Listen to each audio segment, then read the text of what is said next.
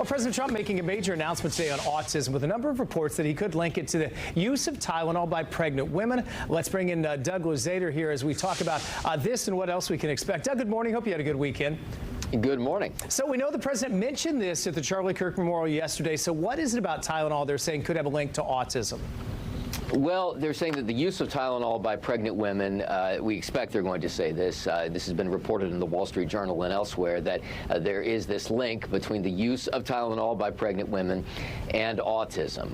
Now, you know, anytime you start talking about autism causes, it really it's a very emotional issue for a lot of people. There are certainly a lot of significant questions about what causes autism, how to treat it, and so on.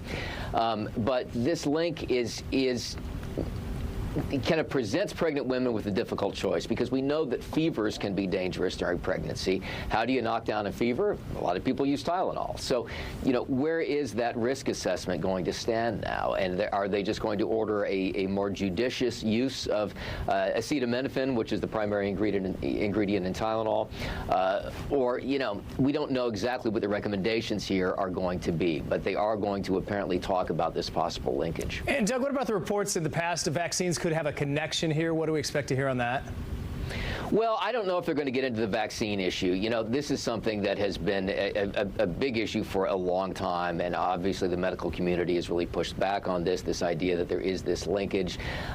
There is, you know, it's often been presented the theory that this is an issue of when things happen, that children get a lot of vaccines at the same time that they are often diagnosed with autism, and it doesn't necessarily mean one causes the other. On the other hand, you have a lot of parents that firmly believe that there is this link between vaccines and autism. Doug, let's finish on this. Just reflection on what we saw yesterday. Really unprecedented. Over 100,000 emotional remembrances. We saw the president's entire cabinet there. We saw Elon Musk and President Trump sitting together, which Elon said on Twitter that was for Charlie. Really a scene like we've not seen in a long time yesterday.